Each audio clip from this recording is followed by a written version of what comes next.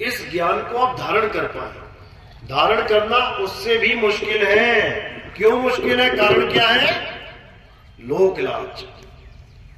कि अगर मैंने इस मूल ज्ञान को धारण कर लिया तो मेरे मंदिर छूट जाएंगे, मेरे देवी देवता छूट जाएंगे, मेरी मस्जिद छूट जाएगी, मेरी नमाजें छूट जाएंगी, मेरा गुरुद्वारा छूट जाएगा, वाणियों के पाठ पठन छूट जाएंगे, मेरा चर्च छूट जाएगा, ये जाके इतवार को प्रेयर करना सब छूट जाएगा।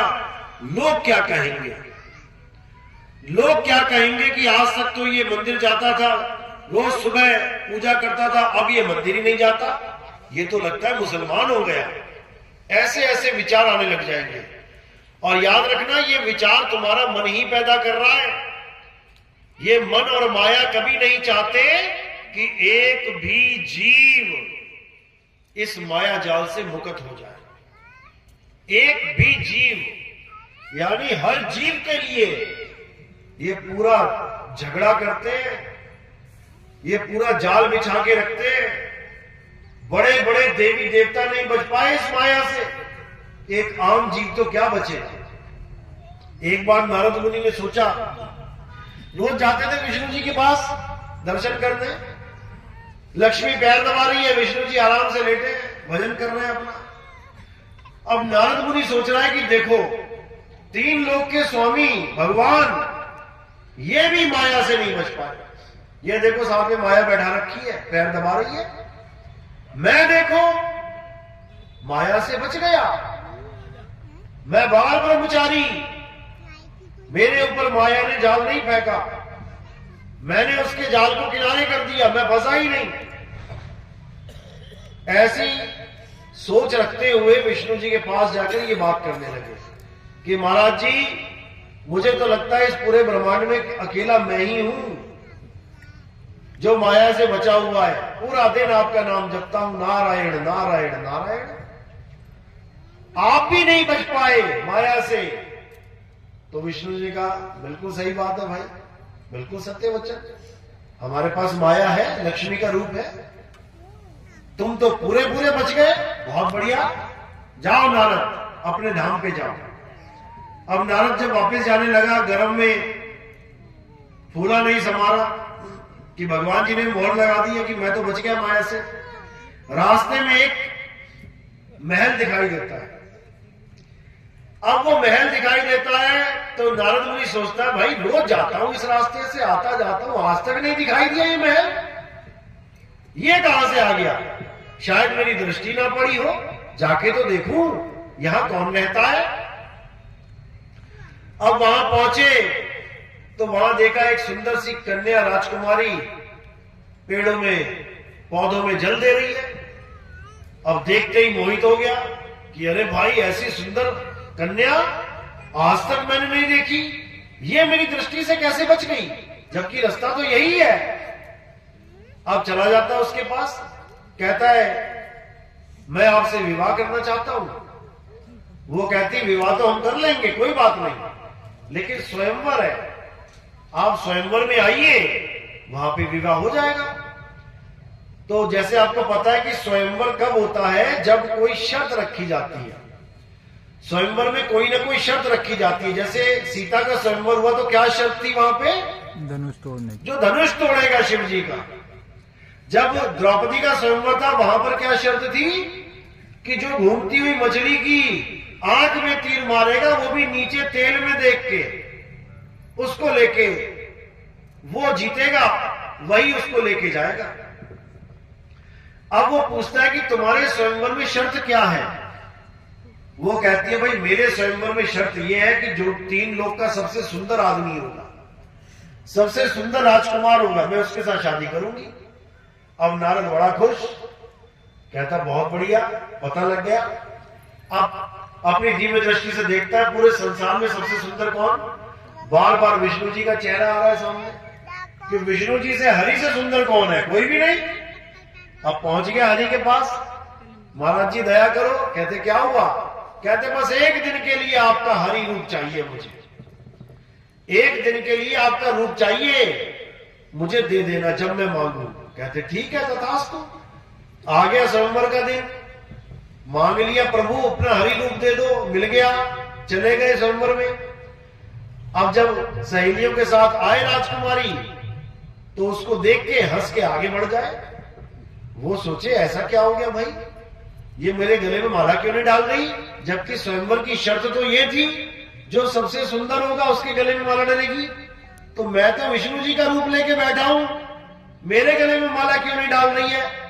फिर थोड़ा सा और आगे जाके बैठ जाता है, जगह मिलती है, फिर उसको देख के हंस के आगे बढ़ जाती है, फिर और आगे चला जाता है।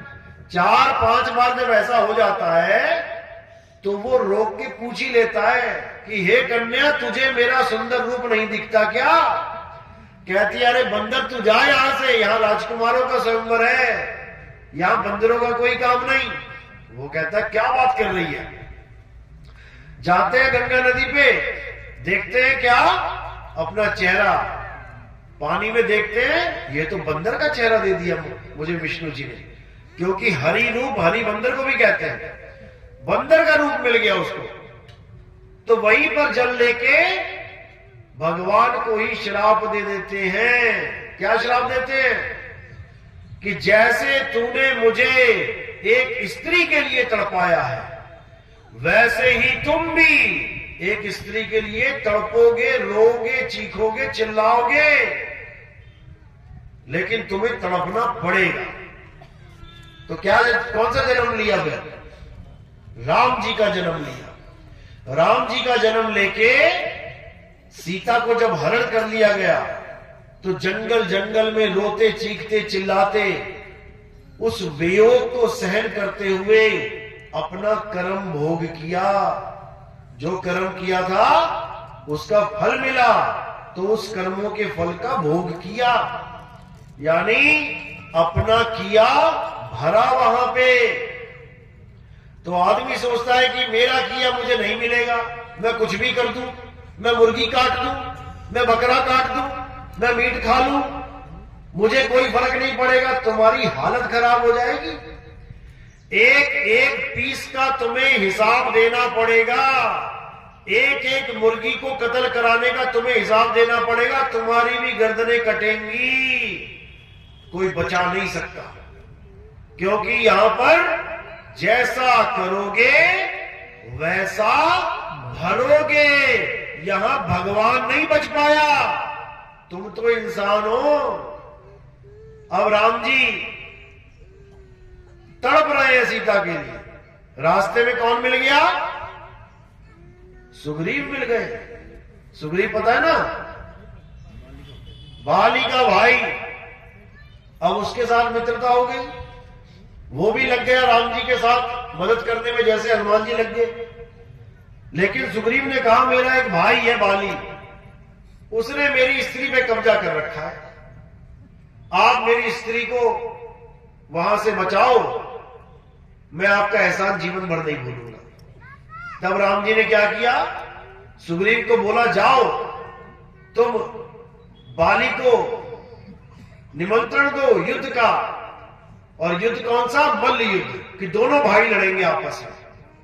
अब बाली के पास एक शक्ति थी, वरदान था कि जो भी उसके सामने आ जाएगा लड़ने के लिए, उसका आधा बल बाली के पास आ जाएगा। इसी वरदान के कारण रावण को बाली ने 6 महीने बाह में दबा के रखा, कांख में। 6 महीने तक रावण को, क्यों, आधा बल रावण का इधर आ गया। माना बाली 1 रुपया है, रावण 100 रुपया है, तो 100 रुपए का आधा 50 रुपया इधर आ गया, तो 50 और 1 51, और उधर रह गया 50। अब पिटेगा ही। तो रावण ने 6 महीने मार खाई उससे। अब बाली को पता है कि सुग्रीव जो बहुत कमजोर है मेरे आगे, ये मुझे मल्ल युद्ध के लिए पुकार रहा है, तो नहीं जाएगा क्या, जाएगा। झगड़ा है भाई भाई का, वो झगड़ा क्यों है वो भी आपको पता है। एक राक्षस को मारने के लिए बाली गुफा में गया, सुग्रीव को कहा कि मैं इसको मार के ही बाहर निकलूंगा। बहुत महीने तक युद्ध होता रहा, उसके बाद खून की धारा जब निकली, तब सुग्रीव ने सोचा भैया मारे गए, ये सोच के जाके राज सिंहासन में बैठ गया, जबकि उसको पता है कि भैया के सामने आते ही उसकी आधी ताकत भैया में आ जाएगी, तो उसने कैसे सोच लिया कि भाई मारा गया। गलती सुग्रीव की है। कम से कम तू देख तो लेता ना कि खून जब निकल आया, खून की धारा बह गई, तो थोड़ी देर और खड़ा हो जा, कर ले इंतजार कि भैया की लाश आई है बाहर की, उस राक्षस की। क्यों नहीं किया इंतजार? जाके राजपाट पे बैठ गया, जाके उसकी बीवी को भी अपने साथ रख लिया, भाई की बीवी को। तो गलती किसकी है? सुग्रीव की है कि नहीं है? जब इतने महीने खड़ा रहा तो थोड़ी देर और खड़ा हो जाता, पता लग जाता। अब जब भाई पहुंचा, उसको मार के अपने राज में देखा सुग्रीव बैठा है सिंहासन पे, बताओ। अब मार मार के भगाया उसको वहां से। फिर भी भाई पे तरस किया, जान से नहीं मारा। क्या मार नहीं सकता था वो? क्या बाली सुग्रीव को जान से नहीं मार सकता था? मार सकता था, लेकिन फिर भी केवल हाथ पैर घुसे मार के दौड़ा दिया उसको कि जा भाग यहां से, बचा ले अपनी जान। अब वो राम जी से मदद मांग रहा है कि मेरे भाई से मेरा राज, मेरी बीवी छुड़वा दो। अब राम जी ने क्या किया कि जाओ उसको ललकार लो। ललकार लिया उसको आके। दोनों भाई लड़े, सुग्रीव और वाली। खूब मारा, खूब मारा। तो क्या जान से मार दिया? नहीं मारा जान से। फिर भी भाई ने भाई को नहीं मारा और उसको अधमरा छोड़ के, यानी हाथ पैर उसके सही से तोड़ के, कहने को तोड़ के, तोड़े नहीं है, केवल उसको दबा दिया, हरा दिया। जैसे बड़ा भाई छोटे भाई को दबा दे, जमीन में मुंह घुसा दे उसका, मिट्टी खिला दे उसको और कहे सुधर जा तू, और इतना कह के चला जाए। यानी उसके दिल में अभी भी भाई के लिए प्रेम है, तभी तो जान से नहीं मार रहा। तो एक बार जब उसको मार के वापस वो पहुंचा, राम जी तब भी खड़े थे तीर लेके, धनुष बाण लेके कि इसमें से बाली को तीर मार दूंगा। लेकिन दोनों बंदर एक जैसे, यानी दोनों की शक्लें एक जैसी। राम जी पहचान ही ना पाए कि तीर किसको मारूं। दोबारा फिर राम जी ने बोला कि सुग्रीव अब जाओ, दोबारा बुलाओ उसको। वो कहता मैं ना जाता जी, बड़ी मुश्किल से तो जान बची है, मार मार के उसने तो भूत बना दिया। तब राम जी ने कहा तुम ऐसा करो, गले में माला पहनो, गले में माला पहनो, तब मैं पहचान जाऊंगा कि तुम कौन हो। और जब उसने, सुग्रीव ने बाली को बुलाया, दोबारा युद्ध होने लगा, तो राम जी ने पेड़ के पीछे से छुप के तीर मार दिया। अच्छा किया या बुरा किया? महान काम किया? महान काम किया गया? नहीं। छुप के तीर मार दिया, महान काम किया? नहीं। ये गलत काम किया, ये मर्यादा भंग करी। मर्यादा, पुरुषोत्तम ने मर्यादा भंग करी, इसका उन्हें श्राप मिला। नहीं मिला तो बताओ? मिला? मिला। हाँ या ना? मिला। मिला। किसने दिया? बाली ने दिया कि मर्यादा पुरुषोत्तम राम, तुम काहे के मर्यादा पुरुषोत्तम हो? तुमने क्षत्रिय मर्यादा भंग करी है। मैं भी क्षत्रिय हूं, मैं भी युद्ध करता हूं। मेरे गुरुदेव ने मुझे बताया कि निहत्थी स्त्री पे, बालक पे और निहत्थे आदमी पे वार नहीं करना है। जब दो लोग आपस में लड़ रहे हो तो बीच में से तुमने वार नहीं करना है। तुमने ये मर्यादा भंग करी, मैं तुम्हें मर्यादा पुरुषोत्तम नहीं मानता। जाओ, मैं तुम्हें श्राप देता हूं कि जैसे तुमने मुझे तीर मारा है, मैं भी तुम्हें तीर मारूंगा। तुम्हारी मृत्यु का कारण मैं बनूंगा। दिया कि नहीं दिया? दिया। तो फिर जयकारा किसके लगाते हो तुम लोग? जो मर्यादा भंग करता है उसका जयकारा लगाते हो। सोचो, मर्यादा जो कभी भंग ना करे, जयकारे उसके लगते हैं। जो मर्यादा ही भंग कर दे, उसके जयकारे लगने चाहिए क्या? नहीं। नहीं लगने चाहिए। उसी एक तीर की वजह से कृष्ण जी का जन्म लेना पड़ा। और कृष्ण जी की मृत्यु कैसे हुई? उसी बाली ने कृष्ण जी के पैर में तीर मारा, तब प्राण त्यागे उन्होंने। समझो इस बात को। जिसके जयकारे लगाने तुम्हें तो पता भी नहीं है वो है कौन। तुम पता नहीं किसके जयकारे लगा लगा के अपना जीवन जी के चले जाओगे। जयकारे किसके लगाने तुम्हें पता है? तुम्हें पता है किसकी भक्ति कर दी है? केवल हिंदू धर्म में पैदा हो गए तो राम जी की भक्ति करने लग गए। इसी को समझना है, किसकी कर दी है। अब समझो किसकी कर दी है। हे अर्जुन, परमात्मा वो है जिसको अस्त्र शस्त्र काट नहीं सकता, जिसको अग्नि जला नहीं सकती, जिसको वायु सुखा नहीं सकती, जिसको जल भिगो नहीं सकता। कौन है वो बताओ जरा। आत्मा। हे अर्जुन, आत्मा अजन्मा है, आत्मा नित्य है, आत्मा शाश्वत है। आत्मा का ना तो कभी जन्म होता है ना ही आत्मा की कभी मृत्यु होती है। अगर इस दुनिया में कोई पूजनीय योग्य है तो वो केवल आत्मा है। ये शरीर तो झूठे हैं, ये शरीर तो मिथ्या है, ये शरीर सदा बदलते रहते हैं। ये शरीरों का एक दिन अंत हो जाता है। जिसका आदि और अंत हो जाता है वो पूजनीय नहीं है। उसके जयकारे नहीं लगाने हैं। जयकारा किसका लगाना है? जिसका कभी जन्म ना हो, जिसकी कभी मृत्यु ना हो, उसका जयकारा लगाओ। उसी को सतनाम कहते हैं। आत्मा का नाम क्या है? सतनाम। क्यों रखा सतनाम? क्योंकि आत्मा ही सत्य है। आत्मा ही सत्य है। हे अर्जुन, इस दुनिया में दो प्रकार के तत्व हैं, एक असत्य, एक सत्य। असत्य तो वो है जो सदा बदलता है, असत्य वो है जो जन्मता और मरता है, असत्य वो है जिसका नाश हो जाता है। और सत्य क्या है? हे अर्जुन, आत्मा ही सत्य है। आत्मा का ना तो कभी जन्म होता है ना ही आत्मा की कभी मृत्यु होती है।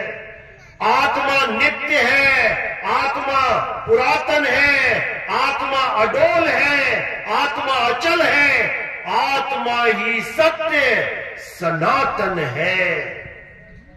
जो सोचते हैं कि भगवा चोला पहन लिया हम सनातनी हो गए, और पूजा किसकी कर रहे हैं? काया की, शरीरों की, पत्थरों की, तीर्थों की, पहाड़ों की, और सोच रहे हैं हम सनातनी हैं।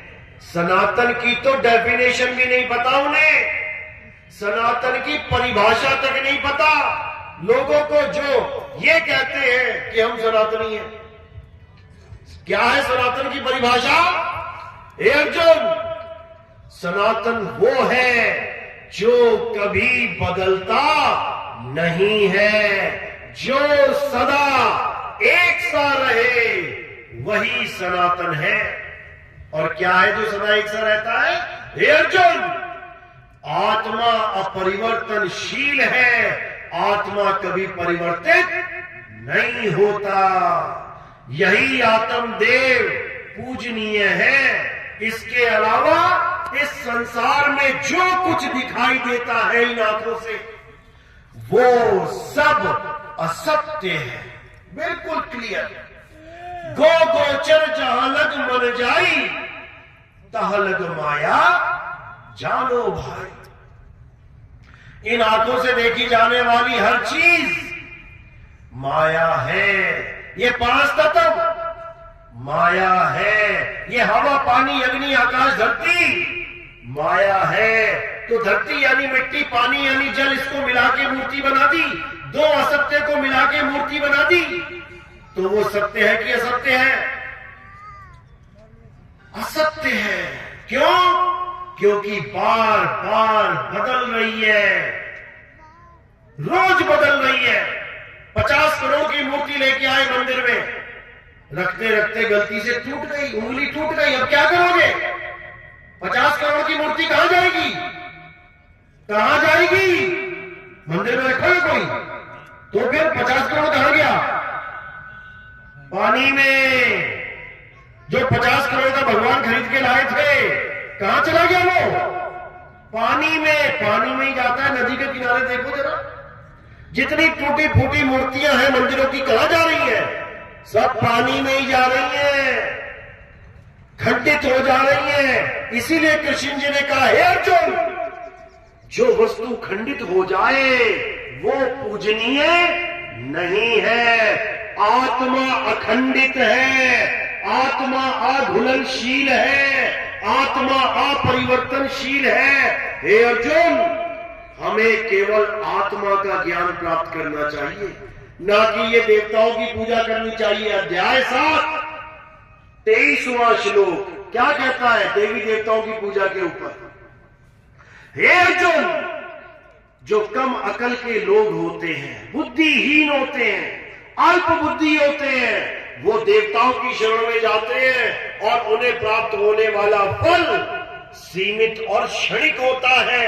देवताओं की पूजा करने वाले देवलोक को जाते हैं, पितरों की पूजा करने वाले पितरलोक को जाते हैं, भूतों की पूजा करने वाले भूतों के लोक में जाते हैं। ये तीनों अज्ञानी मुझे नहीं प्राप्त कर सकते।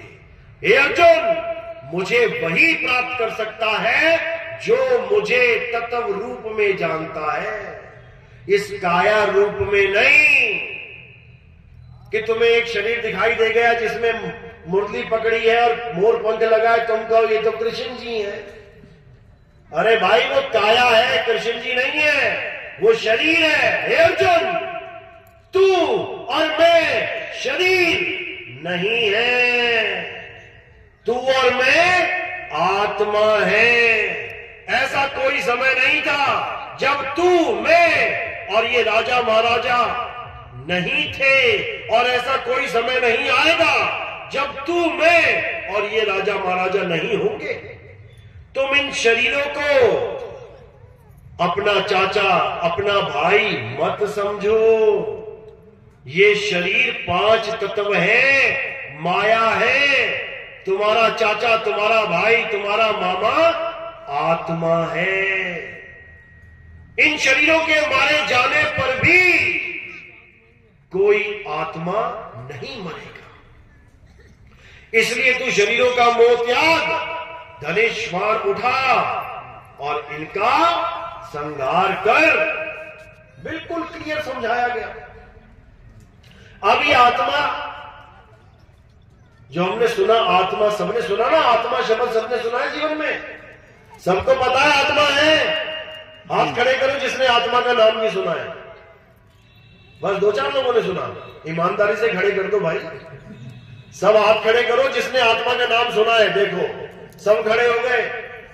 एक भी ऐसा आदमी नहीं होगा, गली में, गांव में, नुक्कड़ में, शहर में, तुम कहीं भी चले जाओ, किसी को भी रोक के पूछ लो, भैया क्या तुमने आत्मा का नाम सुना है? मना करेगा क्या? तुम महाज्ञानी और महाअज्ञानी दोनों से पूछ के देख लेना, ऐसा कोई होगा ही नहीं जिसने आत्मा का नाम ना सुना। सब अपनी अपनी आत्मा लेके आए हो ना अपने साथ, सब लाए हो ना, घर तो नहीं छूट गई किसी की। जल्दबाजी में बाथरूम में रह गई हो, खाना बना रही हो, चूल्हे के पास पड़ी रह गई हो आत्मा। सब लेके आए हो, सब लेके आए हो, क्योंकि आत्मा ना लाते तो तुम यहां पहुंच ही ना पाते। दुनिया की सारी पूजा पाठ, दुनिया के सारे मंत्र, हवन, यज्ञ, जप तप किसकी ताकत से हो रहे हैं? आत्मा की ताकत से। सामने भगवान की मूर्ति है, तुम आरती गा रहे हो, अगर तुम्हारी आत्मा बीच में निकल गई ना तो सामने भगवान की भी हिम्मत नहीं है जो तुमसे आरती पूरी करवा दे। है भगवान की ताकत। सामने जिस भगवान को तुम बोल रहे हो कि भगवान है और तुम आरती गा रहे हो, अगर बीच में अटैक आ गया तो भगवान की हिम्मत नहीं है कि तुमसे आरती पूरी करवा दे। तुम नमाज पढ़ रहे हो, अगर नमाज पढ़ते पढ़ते बीच में अटैक आ गया तो उस खुदा की हिम्मत नहीं है जो नमाज पूरी करवा दे। तुम गुरुद्वारे में पाठ कर रहे हो, अगर तुम्हारे प्राण निकल गए तो किसी की हिम्मत नहीं है कि गुरुद्वारे में वो पूरा शब्द गवा दे। बीच ही में रोक दिया जाएगा, सब कुछ ले जाओ भैया, हो गया काम। तो सबसे बड़ा कौन है जिसकी वजह से तुम सारे धर्म के झंडे पकड़ के बैठे हो, जिसकी वजह से तुम पूजा पाठ कर रहे हो, जिसकी वजह से तुम कोई यात्रा पूरी कर पा रहे हो? किसकी वजह से? आत्मा की वजह से। और दुख के साथ कहना पड़ रहा है कि उसी आत्मा को तुम जानते तक नहीं। अभी तुम्हारे सबके जूते रख दिए जाए ना उतार के बीच में, और कहा जाए अपने अपने जूते पहन लो, अपनी अपनी चप्पल ले लो, सब अपनी अपनी चप्पल ले जाएंगे उठा के। सबको पहचान है कि मेरी कौन सी चप्पल है, मैं कौन सी लेके आया था। अभी सबकी पगड़ी उतार के रख दी जाए या कमीजें उतार के रख दी जाए, बोला जाए अपना अपना स्वेटर कमीज उठा लो, सब उठा ले जाओगे अपनी अपनी पहचान के, क्योंकि तुम साथ लेके आए हो। अभी सबके मोबाइल रख दिए जाए कि अपना अपना मोबाइल उठा लो, सब उठा लोगे अपना अपना मोबाइल, क्योंकि तुम मोबाइल साथ लेके आए हो, तुम्हें पहचान है। लेकिन तुमसे अभी पूछा जाए कि तुम्हारी आत्मा कैसी है, काली है, गोरी है, लंबी है, छोटी है, टिकनी है, गर्म है, सर्द है, लाल है, गुलाबी है, पीली है, तुम सोच में पड़ जाओगे भैया आत्मा कैसी होती है। जबकि ऐसा कोई पल नहीं गया जब तुम्हारे साथ आत्मा नहीं है। बता दो कभी ऐसी हो तो। ये आत्मा सबके साथ है, सबके साथ, लेकिन कोई इसे जानता ही नहीं है। जो इसे नहीं जानता वो आत्मज्ञानी नहीं है, और जो इस आत्मा को जानता है वो आत्मज्ञानी है। तो हमने क्या बनना है? हे अर्जुन, जो अपनी आत्मा में रमण करता है, जो अपनी आत्मा का ज्ञान जानता है, जो अपनी आत्मा में तृप्त है, जो अपनी आत्मा में संतुष्ट है, उसको किसी धार्मिक कर्म कर्तव्य करने की कोई आवश्यकता नहीं है। उसको पूरे जीवन में एक बार भी किसी देवी देवता का जयकारा लगाने की जरूरत नहीं है। उसे एक बार भी मंदिर जाने की जरूरत नहीं है। उसे एक बार भी मस्जिद गुरुद्वारा जाने की जरूरत नहीं है। क्यों? क्योंकि वो उस तत्व को जान चुका है जिसमें परमात्मा का वास है। आत्मा में ही परमात्मा का वास है। इसीलिए कबीर साहब ने कहा, जब लगना चीनोगे आत्म तब लगना मिली है परमात्मा। ये पत्थर पूजने से, पत्थरों को भगवान मानने से परमात्मा नहीं मिलता। अगर मंदिर में जो भगवान रहता है, लगता है जो तुम्हें पत्थर भगवान है, रात में ताला ना लगाओ। अंदर सोने की मूर्ति रखी हो, मंदिर में ताला ना लगाओ, खोल दो, भगवान है, रक्षा कर लेगा अपनी। कर लेगा क्या? सुबह क्या खबर आएगी कि भगवान की मूर्ति मंदिर से चोरी हो गई, मंदिर का गल्ला तोड़ के चोर ले गए। अरे जो अपने भगवान अपने घर की हिफाजत नहीं कर पा रहा है, वो तुम्हारे घर की कैसे करेगा? अगर भगवान घर में रहता, मंदिर में रहता, सोमनाथ का मंदिर 17 बार लूट लिया गया। तुम्हारे घर में कभी चोरी हुई होगी, एक आधी बार, 2 बार हो गई होगी। तुम भी इतने होशियार हो कि 17 बार चोरी नहीं होने दूंगा मैं। कुछ ना कुछ इंतजाम कर लोगे। लेकिन